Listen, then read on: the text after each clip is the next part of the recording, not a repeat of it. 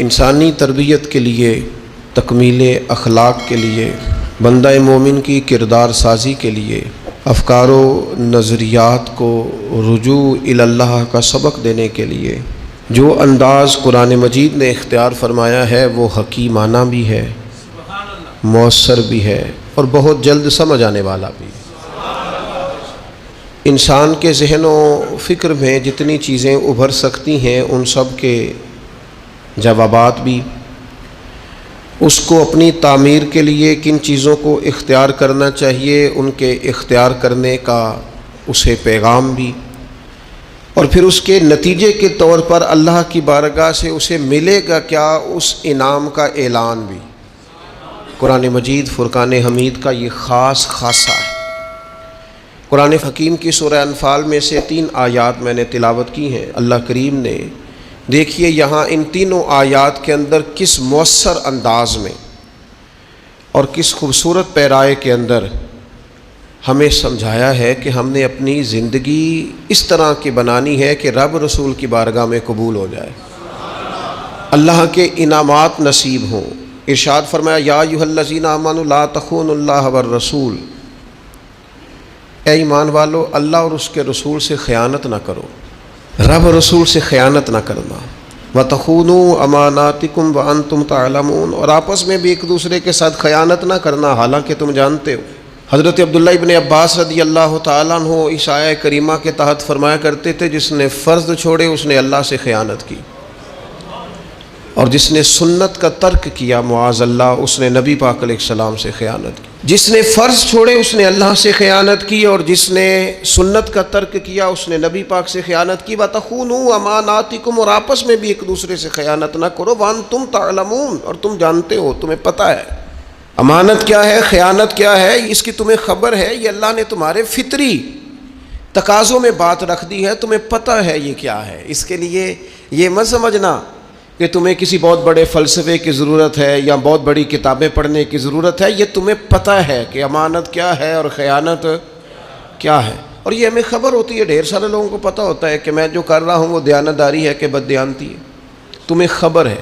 پھر ساتھ ہی آگے فرمایا بددیانتی بندہ کیوں کرتا ہے، کون سی چیزیں سبب بنتی ہیں بددیانتی کا۔ فرمایا وَاعْلَمُوا أَنَّمَا أَمْوَالُكُمْ وَأَوْلَادُكُمْ فِتْنَةٌ، فرمایا خوب جان لو کہ تمہارے مال اور تمہاری اولاد فتنہ ہے، یہ تمہارے لیے آزمائش ہے۔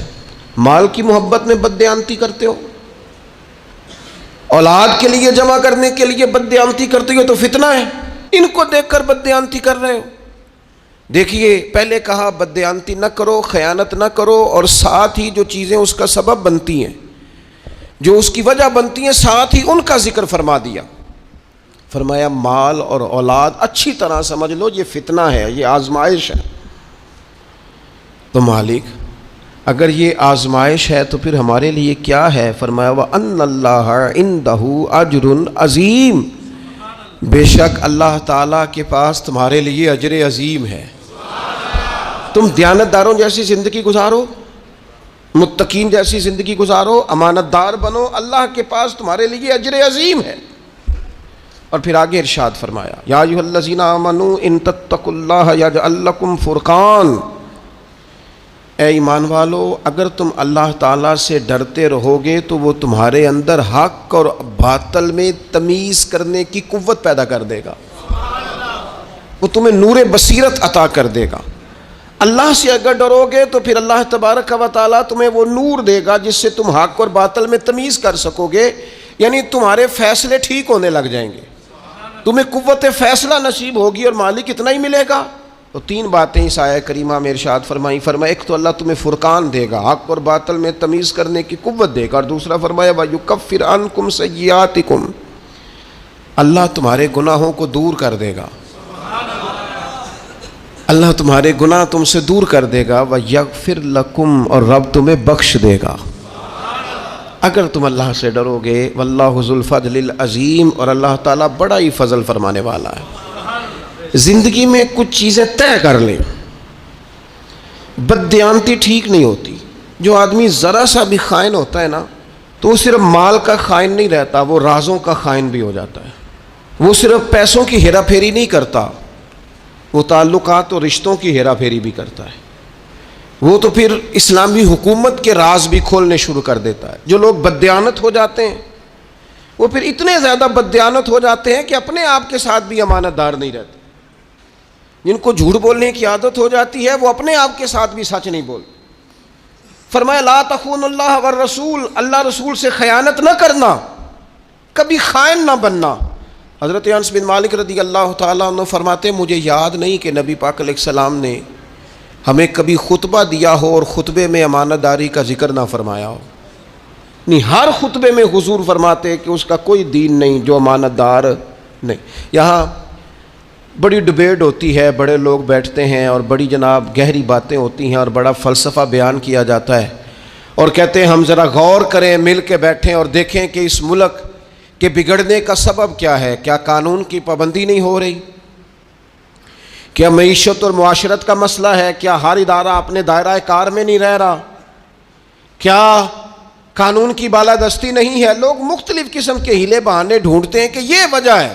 قرآن مجید کی ان آیات اور احادیث کو سامنے رکھ کے میں کہتا ہوں میرے ملک کا سب سے بڑا مسئلہ بددیانتی ہے۔ یہاں سے خیانت ختم کر دی جائے، بددیانتی چھوڑ دی جائے، سارے مسئلے ٹھیک ہو جائیں گے۔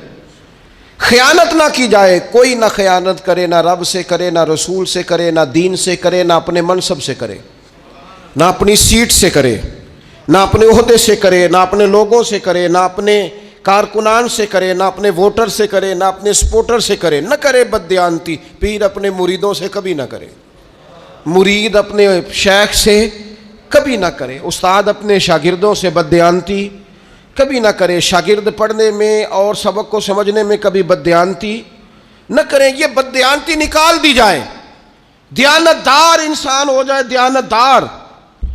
حضرت سیدنا عمر فاروق رضی اللہ تعالیٰ عنہ ارشاد فرمایا کرتے تھے، یہ کنز المال میں موجود ہے، حضرت عمر نے کہا ہے میں نہیں کہہ رہا، حضرت عمر نے کہا ہے میں نہیں کہہ رہا، سیدنا فاروق اعظم کا قول ہے، کنز المال میں موجود ہے۔ میں حوالہ دکھا سکتا ہوں پر میں نہیں کہہ رہا، پھر کہہ رہا ہوں۔ انہی کی محفل سوارتا ہوں، چراغ میرا ہے رات ان کی، انہی کے مطلب کی کہہ رہا ہوں، بس یہ زبان میری ہے باقی بات ان کی۔ انہی کی محفل سوارتا ہوں، چراغ میرا ہے رات ان کی، انہی کے مطلب کی کہہ رہا ہوں، زبان میری ہے بات۔ حضرت عمر فاروق رضی اللہ تعالیٰ عنہ فرماتے ہیں کسی شخص کی نماز اور کسی شخص کا روزہ تمہیں دھوکے میں نہ ڈال دے۔ ہاں فرماتے ہیں کسی کا نماز روزہ تمہیں دھوکے میں نہ ڈال دے۔ فرمایا چاہے وہ روزہ رکھے، چاہے وہ نماز پڑھے، جب تک وہ امانت دار نہیں اس کا کوئی دین نہیں۔ فرمانے لگے پڑھ نماز جتنی مرضی، رکھ روزے جتنے مرضی، لیکن اگر تو دیانت دار نہیں تو پھر تیرا کوئی بھی دین ہے۔ کیا معنی سمجھ لیا لوگوں نے کہ بعض رسومات میں بعض چیزوں کو قید کر لیا تو دیندار ہو گئے؟ تو امانت دار کتنا ہے، تیرے اندر دیانت کتنی ہے، تو اپنے منصب کے ساتھ کس قدر زیادہ دیانت داری کا مظاہرہ کرتا ہے۔ اور ایک معنی یہاں حضرت قتادہ فرمایا کرتے تھے، یہ جو کہا نا قرآن مجید نے رب رسول سے خیانت نہ کرو، تو فرماتے ہیں اس کا مطلب ہے کہ رب رسول کا دین تمہارے پاس امانت ہے، اس سے کبھی خیانت نہ کرنا مسلمانوں۔ دیکھو حضور نے بڑی مشقت سے تم تک پہنچایا، حضرت صدیق اکبر نے زندگی لگا دی ہے اسے آگے پہنچانے میں۔ فاروق اعظم رات کو سوئے نہیں، دن کو روٹی نہیں کھائی، جگہ جگہ گھوم کے اس دین کی سرحدوں کی حفاظت کی۔ عثمان غنی نے اپنا کمایا ہوا مال بھی سارا لگا دیا، اور شیر خدا تو 10 سال کی عمر سے چلے تھے، اور جب 63 سال کی عمر میں انہیں زخم لگا اور وہ شہید ہو رہے تھے تو کہہ رہے تھے لوگوں مجھے کعبے کی رب کی قسم علی آج کامیاب ہو گیا ہے۔ وہ انہوں نے نا اس دین کو دیانت داری سے آ کے پہنچایا۔ پھر وقت آیا نا جب امام حسین پر کہ اب امانت آپ کے پاس ہے تو آپ نے بچانی ہے۔ حسین آپ عہدہ بچائیں گے کہ امانت؟ حسین بتائیے آپ زندگی بچائیں گے یا دین کی امانت بچائیں گے؟ بتائیے آپ بچے بچائیں گے یا دین کی امانت بچائیں گے؟ تو حسین ابن علی نے کہا یہ سارا کربلا میں نظر ڈال کے دیکھو، میرے علی اکبر سے لے کر قاسم تک، اور قاسم بن حسن سے لے کر علی اصغر تک، اور پھر یہ دیکھو نیزے پر جو بلند ہو رہا ہے یہ وہی شخص ہے جو مدینے والے رسول کے کندھوں پر بلند ہوا کرتا تھا. یہ دیکھ لو ہم نے کچھ نہیں بچا کے رکھا, سارا کچھ پیش کیا ہے. اس لیے کہ اگر دین کی امانت ہم تک آئی ہے, ہمارے پاس بھی امانت آئی ہے. رسم, ناراض نہ ہو جائیں مجھ سے اساتذہ اور طلباء, پڑھنا پڑھانا وہ بھی رسم, محفلیں تقریریں سننا سنانا جلسے رسم, آنا جانا تصویریں, مشہور مولوی, مشہور نعت خواں, مشہور خطیب, مشہور قاری, رسم. تڑپ کے اقبال کہنے لگے رہ گئی رسم اذاں, رہ گئی رسم اذاں, روح بلالی نہ رہی. دیکھو یہاں فلسفہ رہ گیا ہے, تلقین غزالی نہ رہی. کچھ بھی نہیں پیچھے, چند رسومات کے پابند مسلمان اور چھٹی. لا تخون اللہ والرسول, اللہ اور اس کے رسول سے کبھی خیانت, یہ تمہارے پاس امانت ہے, اس سے کبھی خیانت نہ کرو. جو آدمی امانت دار نہیں ہوتا, اور پھر نبی پاک علیہ السلام نے فرمایا, مستدرک کے اندر روایت موجود ہے, حضور علیہ السلام فرمانے لگے لوگوں پر ان قریب ایک زمانہ ایسا آئے گا کہ جس زمانے میں جھوٹے کو سچا کہا جائے گا اور سچے کو جھوٹا کہا جائے گا. فرمایا جس زمانے کے اندر بددیانت کو امانت دار کہا جائے گا اور امانت دار کو بددیانت کہا جائے گا. دیکھو بددیانت کو امانت دار کہہ رہے ہو, اتنے بڑے خائن کو امانت دار کہہ رہے ہو. میرے قریب نے فرمایا زمانہ آئے گا سچے کو جھوٹا, جھوٹے کو خرد کا نام جنو رکھ دیا, جنو کا خرد.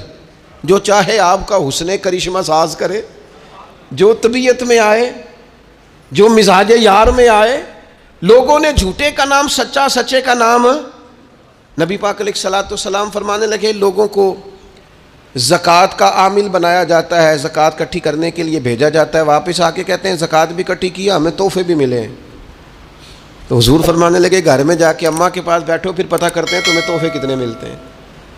کہ جیسے ہی کوئی بندہ کسی سرکاری عہدے پہ آتا ہے وہ کہتا ہے مجھے فلانے نے گفٹ دیا ہے, اور میرے بھائی پہلے کیوں نہیں دیا تھا؟ یہ تیرے عہدے کا ہدیہ ہے, یہ تیرے عہدے کا گفٹ ہے, تیرا گفٹ نہیں ہے. یاد رکھیے گا, بددیانتی نہیں, خیانت نہیں, کسی مقام پر بھی جھوٹ نہیں. یہ بندے کو کمزور بندہ نا. میں ان ساری باتوں کا نچوڑ اپنے لفظوں میں کہنے لگا ہوں. میں کوئی بڑا آدمی نہیں ہوں کہ میرا کوئی قول ہو یا میرا کوئی قول بیان ہو. ان ساری باتوں کا نچوڑ اور ڈھیر ساری چیزیں پڑھنے کے بعد ایک بات آپ کے سامنے رکھنے لگا ہوں, اسے یاد رکھنا. جو آدمی بددیانت ہو جاتا ہے نا, خائن ہو جاتا ہے نا, خیانت کرتا ہے, وہ آدمی اپنے آپ کے ساتھ بھی مخلص نہیں رہتا. اقبال کہنے لگے اپنے من میں ڈوب کر پا جا سراغ زندگی, اور چل تو اگر میرا نہیں بنتا اپنا تو بن, اے اپنا ہی بن جا اپنے آپ کے ساتھ. لیکن بددیانت آدمی کبھی اپنے آپ کے ساتھ بھی مخلص, تو اگر میرا نہیں بنتا نہ بن, اور چل اپنا ہی بن, لیکن اپنا بننے کو بھی تیار, خیانت نہ کرے زندگی میں. اور جہاں تک اس بات کا تعلق ہے کہ خیانت کیوں ہوتی ہے, میں جی بچوں کے لیے کما رہا ہوں, بچوں کے رازق آپ ہیں کہ اللہ ہے؟ کہتے ہیں بچوں کے لیے کر رہا ہوں. اچھا بچوں کے لیے کوئی نہیں کرتے, بچوں کے لیے کما رہا ہوں. مکان بچوں کے نام ہے کہ ابا جی کے؟ بینک بیلنس ایسے ہی بچوں کے لیے کما رہے تو دے نا بچوں کو, تیرا پتہ چلے. کرنا وقت پہ نام, بچوں کو تو آخری دن تک کہہ رہا ہے یہ نہیں ملتی تو انہوں کوئی شے. یہ تو بات دیکھوں گا جب تم میرے فرما بردار ہو گئے تو پھر دیکھوں گا کسی کو کیا دینا. اللہ فرماتے ہیں کیا دھوکہ دے رہا ہے اپنے آپ کو. اولاد کی بات کرتا ہے, مال کے لیے دوڑتا ہے. فرمایا وَاعْلَمُوا أَنَّمَا أَمْوَالُكُمْ وَأَوْلَادُكُمْ فِتْنَةٌ, خوب جان لو یہ مال اور اولاد. نبی پاک علیہ السلام کی بارگاہ میں ایک بچہ لایا گیا تو حضور نے اس سے پیار کیا, اور بوسہ لے کے حضور فرمانے لگے یہ جو اولاد ہے نا یہ بندے کو بخیل بھی کر دیتی ہے اور بزدل بھی کر دیتی ہے. اس سے پیار کرنے کا حکم ہے, اپنے بچوں سے محبت کا کہا گیا, لیکن اس محبت میں اتنا غلو نہ کرے کہ بچوں کے کہنے پر حرام کٹھا کرتا پھرے. اس میں اتنا غلو نہ کرے کہ بچوں کے کہنے پر, بیوی کے کہنے پر ناجائز مال جمع کرے. اس میں اتنا غلو نہ کرے کہ وہ اپنے بچوں کو پالنے کے لیے کسی کے بچوں کا حق مارنا شروع کر. اس لیے کہ یہ آزمائش ہے مال اور اولاد. اس طرح آگے دور نہ نکل جائے کہ وہ اپنا گھر سجانے کے لیے کسی کے گھر کو اجاڑ دے, اپنا آنگن روشن کرنے کے لیے کسی کے گھر میں اندھیرا کر دے. فرمایا یہ مال اور اولاد فتنہ ہے, اور اس معنی میں بھی فتنہ ہے کہ اگر تم نے مال کمایا اور صحیح جگہ پہ خرچ نہ کیا تو پھر بھی آزمائش. اولاد ہے اور اس کی صحیح تربیت نہیں کی تو پھر بھی آزمائش ہے. بچے صحابہ کے بھی تھے, بچے اہل البیت کے بھی تھے, اولیاء اللہ کے بھی تھے, لیکن وہ جب اپنی زندگی ترتیب دیتے تھے تو اولاد دیکھ کے ترتیب نہیں دیتے تھے, رب رسول کو دیکھ کے ترتیب دیتے تھے. اللہ رسول کو. حضرت عمر بن عبدالعزیز رحمۃ اللہ علیہ اتنے بڑے بادشاہ تھے, آخری عمر میں اپنے بچوں کو بلا کے کہنے لگے, پتر تمہارا باپ بڑا بزدل تھا, تمہارے لیے جائیداد نہیں بنا سکا. کہا بجی آپ تو بڑے بہادر ہیں, اتنے مار کے فتح کی. یہ فرمانے لگے نہیں میں بزدل تھا, میں دوزخ کی آگ سے ڈر گیا, نجائز نہیں اکٹھا کر سکا تمہارے لیے. بزدل تھا تمہارا باپ, میں نہیں کر سکا تمہارے لیے, اس لیے کہ میں اگر تمہاری ضروریات دیکھتا تو پھر اور بات تھی, لیکن میں نے تمہاری ضروریات نہیں دیکھی, میں نے رب رسول کی ہدایات دیکھی ہے, اس طرف میری توجہ گئی ہے. میں اولاد کو سامنے رکھ کے بلیک میل نہیں ہوا, میں نے اللہ رسول کے دین کو فوقیت دی ہے, اس کو میں نے فتنے کو فتنہ ہی جانا ہے, میں نے اسے کبھی بھی ذہن اور دماغ پر سوار نہیں کیا. حضرت عمر فاروق رضی اللہ تعالیٰ عنہ کے بیٹے ملک سے باہر گئے اور تجارت کر کے, باقی لوگ بھی گئے تھے, لیکن حضرت عمر کے بیٹے ذرا زیادہ نفع کما کے لائے تو جناب فاروق اعظم فرمانے لگے تجھے زیادہ نفع کیوں ہوا؟ کہنے لگے لوگوں نے مال زیادہ خریدا ہے. فرمایا لوگوں کو پتہ چل گیا ہوگا تو عمر کا بیٹا ہے, تو امیر المومنین کا بیٹا ہے. کہا حضور وہ تو بات ہے. تو آپ فرمانے لگے پھر جتنا نفع لوگوں کو ہوا ہے نا اتنا رکھ لے, اور باقی مال غنیمت میں جمع کرا, اس لیے کہ وہ تیرا نفع نہیں ہے, وہ جس عہدے پہ تیرا باپ بیٹھا ہے اس عہدے کے نام کا نفع ہے, اسے جمع کرا. اپنے معاملات کو سمجھیں, چیزوں کو دیکھیں, ان پر غور کریں, تفکر کریں, فکر کریں. میں نے دیکھا ہے ادارے بنتے ہیں, ہاسپٹل بنتے ہیں, پھر اس کے بعد لوگ دیکھتے ہیں کہ میں اپنا فلانا رشتہ دار فلانی جگہ کیسے سیٹ کرا سکتا ہوں. ایک کو کنٹین پہ بٹھاتے ہیں, ایک کو فلانی جگہ بٹھاتے ہیں, ایک کو فلانی جگہ. یہ صاحب کون ہیں؟ جو پڑھے لکھے ہیں وہ دفتروں میں, جو ان پڑھ ہیں وہ فلاں گیٹ پہ, فلاں جگہ فلاں جگہ. اقربا پروری عام ہو جاتی ہے. اگرچہ کام مشکل ہے کہ بندہ پھر اس کے بعد حوصلہ کرے اور اقربا پروری نہ کرے, رشتہ داروں کو آگے نہ لائے. کام مشکل ہے, لیکن یاد رکھنا جب بندہ بے لوث ہونا پھر بڑا آسان ہوتا ہے.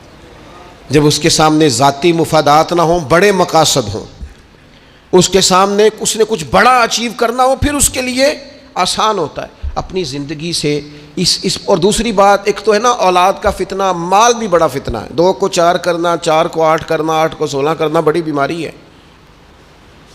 اور جیسے جیسے عمر بڑھتی جاتی ہے, حدیث پاک بتاتی ہے کہ پیسوں کی محبت بڑھتی جاتی انسان کے مزاج میں. نبی اکرم صلی اللہ تعالی علیہ وسلم نے اسے فتنہ کہا. ضرورت کے لیے ٹھیک ہے, لالچ کے لیے ٹھیک. ہر شے پیسے نہیں یار, پیسوں سے صحت خریدی جاتی تو کبھی مالدار بیمار نہ ہوتے, پیسوں سے عزت خریدی جاتی تو پھر کبھی بھی کسی غریب کے حصے میں عزت نہ آتی, پیسوں سے زندگی خریدی جاتی تو شاید کبھی امیروں کو موت نہ آتی. یہ فتنہ ہے, اسے فتنہ سمجھا جائے. اور پھر آگے ارشاد فرمایا یہ 2 چیزیں فتنہ ہیں, لیکن فرمایا وَأَنَّ اللَّهَ عِنْدَهُ أَجْرٌ عَظِيمٌ, اللہ کے پاس تمہارے لیے بڑا اجر ہے, بڑا اجر ہے رب کے پاس. یا ایھا الذین آمنوا ان تتقوا اللہ یجعل لکم فرقان, اے لوگو اگر تم اللہ سے ڈرو گے تو اللہ تمہیں حق و باطل میں فرق کرنے کی قوت عطا کرے. زندگی میں انسان سے صحیح فیصلے ہو جائیں یہ بھی بہت بڑی نعمت ہے. ہمارے ہاں لوگ سمجھتے ہیں میں اپنی چالاکی سے فیصلے کروں گا, چالاکی سے کام نہیں چلتا. اللہ کی دی ہوئی توفیق سے اگر بصیرت نصیب ہو جائے نا, اور یہ بصیرت تقوی سے نصیب ہوتی ہے. نبی پاک علیہ الصلوۃ والسلام فرماتے ہیں سب سے بڑی حکمت اللہ کا خوف ہے, اور فرمایا جب آدمی رب سے ڈرتا ہے تو اللہ اس کی زبان پر حکمت کے چشمے جاری کر دیتا ہے, دانائی ملتی. جب بندہ اللہ سے ڈرتا ہے, خوف خدا کے ساتھ فیصلے کرتا ہے تو اس کے فیصلے درست ہوتے ہیں. اللہ اسے نور بصیرت عطا کرتا ہے. اور نبی پاک علیہ الصلوۃ والسلام نے فرمایا مومن کی فراست سے ڈرو, یہ ترمذی میں موجود ہے. مومن کی فراست سے ڈرو, کیوں؟ فَإِنَّهُ يَنْظُرُ بِنُورِ اللَّهِ, حضور فرماتے ہیں مومن جب دیکھتا ہے تو وہ صرف اس آنکھ سے نہیں دیکھتا، وہ اللہ تعالیٰ کے دیے ہوئے نور سے دیکھتا ہے۔ مومن کی فراست قلبی سے ڈرو، اسے اللہ دل کی آنکھیں عطا کرتا ہے۔ یہ کبھی اگر مجھے اقبال نے بھی کہا تھا کہ دل بینا بھی کر خدا سے طلب، آنکھ کا نور دل کا نور نہیں، اللہ سے نا دل کی آنکھیں مانگ، بصیرت والے فیصلے، اچھے فیصلے۔ یہ کب ہوتے ہیں؟ جب انسان اللہ سے ڈرتا ہے۔ جب لوگ سیاست کر کے، لوگوں سے ڈر کے، ووٹ پکے کرنے کے لیے اور گڈ بک میں رہنے کے لیے اور اپنا جو ہے وہ مورال تھوڑا اونچا رکھنے کے لیے فیصلے کرتے ہیں تو وہ ذاتیات پر مبنی ہوتے ہیں۔ ان فیصلوں سے اچھے فیصلوں کی توقع کی جا سکتی نہیں۔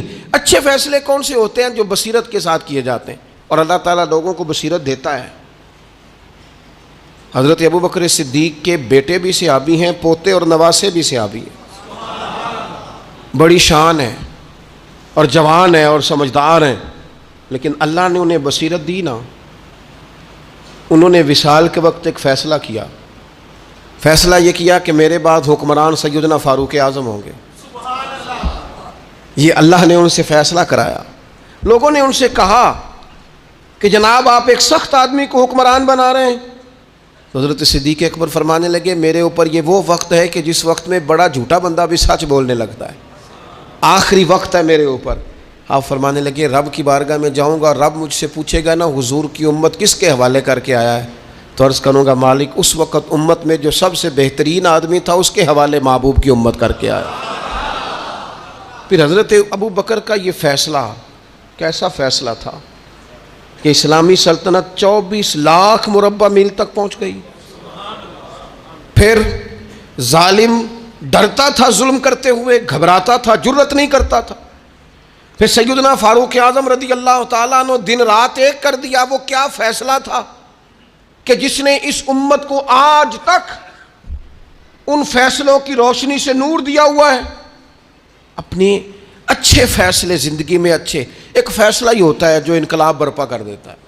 اور کئی دفعہ سب لوگ کچھ اور کہہ رہے ہو۔ وہ قائد اعظم محمد علی جناح نے گاندھی سے ایک دفعہ کہا تھا، اس نے کہا تھا گاندھی تیری اور میری سیاست میں ایک فرق ہے۔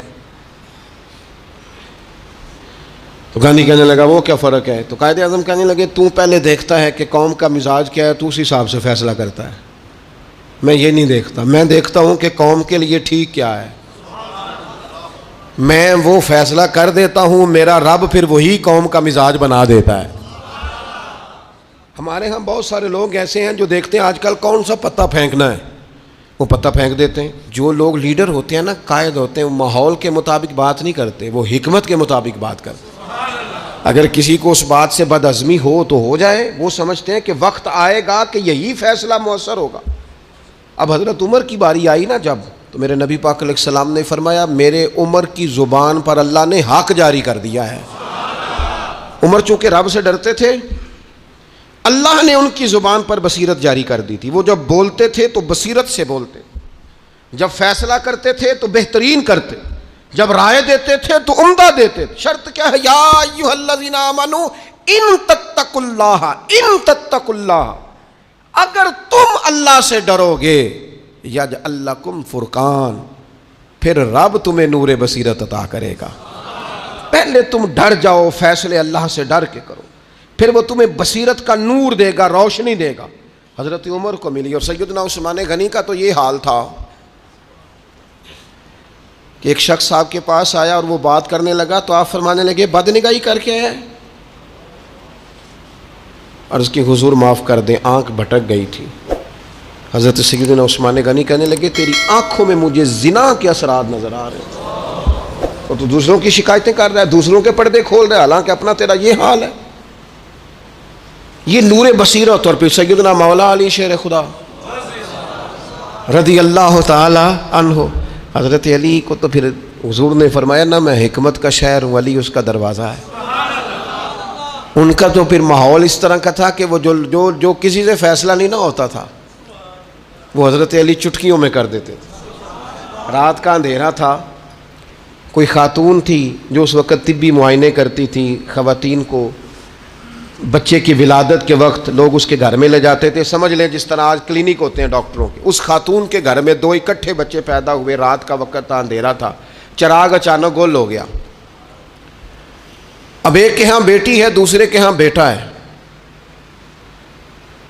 حضرت علی المرتضیٰ شیر خدا کرم اللہ تعالیٰ وجہہ الکریم کی بارگاہ میں فیصلہ آیا، حضور دونوں کہہ رہی ہیں بیٹا ہمارا ہے، فیصلہ کریں۔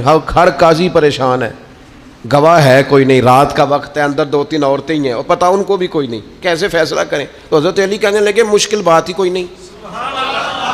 جب عورت کے ہاں ولادت ہوتی ہے تو اللہ تعالیٰ اس کے سینے میں دودھ بھی عطا کرتا ہے۔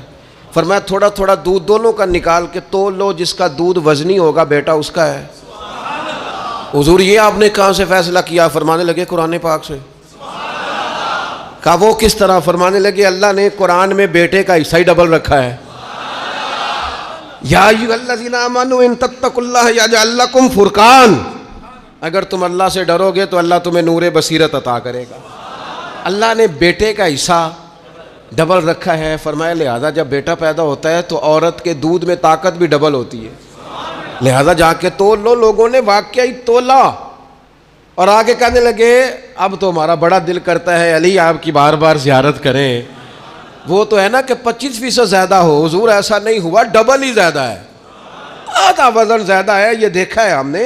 تو جب بندہ اللہ سے ڈرتا ہے پھر اللہ تعالیٰ اسے نورے، ہم فیصلہ کرتے ہی ایسا ہے جس میں کوئی ناراض نہ ہو، حالانکہ یہ ہو سکتا نہیں۔ 2 بندوں کا فیصلہ ہے تو ایک نے تو ناراض شروع کر دیں جھوٹے کو ناراض کرنا، بددیانت کو ناراض کرنا شروع کر دیں، جس کی غلطی ہے جرت کے ساتھ اسے کہیں کہ تو غلط ہے، یہ کر دیں، یہ کریں۔ اس سے سوسائٹی کے اندر عدل پیدا ہوگا، انصاف پیدا ہوگا۔ ہم یہ جرت نہیں کرتے، ہم ہمت کے ساتھ فیصلہ نہیں کرتے، تو اللہ بصیرت کا نور یہ مل جاتا ہے۔ یہ مت سمجھا کریں کہ یہ صرف انہی لوگوں کا خاصہ تھا، رب کا قرآن سب کے لیے۔ اے ایمان والو اللہ سے ڈرو، اللہ تمہیں بصیرت کی روشنی عطا کرے گا۔ اپنی زندگی میں اگر رب سے ڈر کے فیصلے کریں گے تو فیصلے درست ہو جائیں گے۔ ارشاد فرمایا وَيُكَفِّرْ عَنْكُمْ سَيِّئَاتِكُمْ، اللہ نہ تمہارے گناہ تم سے دور کر دے گا۔ اور یکفر کا ایک معنی مفسرین کرام نے یہ بھی کیا ہے کہ اللہ تمہارے گناہ چھپا دے گا۔ اگر تم اللہ سے ڈرو گے نا ایمان والو، اگر تقوی اختیار کرو گے تو کبھی کسی غفلت کی وجہ سے کوئی غلطی ہو بھی گئی تو رب تمہیں رسوا نہیں کرے گا، تمہارے گناہ چھپا دے گا۔ اگر اللہ سے ڈرو گے تو تمہاری پردہ پوشی کی جائے گی، تمہارے گناہ چھپا دیے جائیں گے، تمہارے پردے ڈالے جائیں گے۔ شرط یہ ہے کہ ان تتقوا اللہ، اگر تم اللہ سے ڈرو تو یا اللہ سے رب چھپائے جائیں گے، یعنی یہاں چھپ جائیں اور قیامت میں کھل جائیں۔ فرمایا وَيَغْفِرْ لَكُمْ، اور اللہ تمہیں معاف فرما دے گا، اللہ تمہیں بخش دے گا۔ وَاللَّهُ ذُو الْفَضْلِ الْعَظِيمِ، اللہ بڑے ہی فضل والا ہے۔ یہ 3 انعام اللہ تمہیں دے گا۔ ایک تو اللہ تمہیں بصیرت کی روشنی عطا کرے گا، نور بصیرت دے گا۔ ایک اللہ تمہارے گناہوں کو تم سے دور کر دے گا، تمہاری پردہ پوشی ہوگی۔ وَيَغْفِرْ لَكُمْ، اور تمہارے گناہوں کو بخش دے گا۔ کیوں؟ وَاللَّهُ ذُو الْفَضْلِ الْعَظِيمِ، اللہ بڑا ہی فضل کرنے والا ہے۔ اپنی زندگی میں کبھی خیانت نہ کریں، کبھی بددیانتی نہ کریں، دیانت داری سے، معاملہ فہمی سے۔ آپ واقف بندے کو دیکھ کر صرف اس کا کام نہ کریں، آپ اپنے منصب کا خیال کریں، منصب کی ذمہ داریاں ادا کریں، تعلقات کی صرف نہ ادا کریں۔ تعلق نبھانا بھی اچھی بات ہے پر منصب کا خیال کریں۔ آپ نے جو بھی جس منصب سے بھی آپ کا تعلق ہے نا، جس منصب سے بھی اگر ہماری کہیں نسبت ہے نا تو پھر ہمیں اس نسبت کا پاس بھی ہونا چاہیے۔ میں جی بہت اچھے پیر صاحب کا مرید ہوں تو پھر اس کا لحاظ کیا ہے؟ تو بیوی کو گالی دے معاذ اللہ تو بیوی کہے گی یہ سکھایا تجھے تیرے پیر صاحب نے، یہ سبق دیتے ہیں تجھے تیرے استاد صاحب۔ اماں کہے گی یہ تجھے انہوں نے نصیحت کی ہے، یہ تم نے سیکھا ہے۔ تو اگر نسبتیں اونچی ہوں تو پھر کردار بھی اونچا ہونا چاہیے، پھر اپنی ان تعلقات کا انسان کو دیانتدار بھی ہونا چاہیے۔ وہ آپ یقین کریں جتنا کسی شخص سے لوگ پیار زیادہ کرنے لگ جاتے ہیں نا، اس کی ذمہ داریاں بھی بڑھ جاتی ہیں۔ سب سیاں رل پانی نو چلیاں، وچوں کوئی موڑ سی پار کے تے جنہاں نے پار کے سر تے چایا ہے، اے پھر قدم رکھن ڈر ڈر کے۔ ان کے ذمہ دیانتداری ہے نا، اب یہ ڈر ڈر کے پھونک کے سوچ سمجھ جنہاں نے پار کے کیونکہ ان کا دیوانہ ہوں، ان کا مجذوب ہوں۔ کیا یہ کم ہے کہ میں ان سے منسوب ہوں؟ حضور سید عالم علیہ الصلوۃ، وہ اقبال کہتے ہیں چوں بگویم بمسلمانم بلرزم، جب میں کہتا ہوں نا میں مسلمان ہوں تو میرا جسم کانپنے لگ جاتا ہے، میں مسلمان ہوں، حضور کا ماننے والا، چوں بگویم بمسلمانم بلرزم، اس لیے کہ میں لا الہ الا اللہ کی مشکلات کو جانتا ہوں۔ دیانتداروں جیسی زندگی گزاریں۔ آپ جو بھی ہیں اپنے منصب کا لحاظ کریں، اپنے عہدے کا، اپنی نسبت کا خیال کریں۔ اللہ سمجھنے کی توفیق عطا فرمائے۔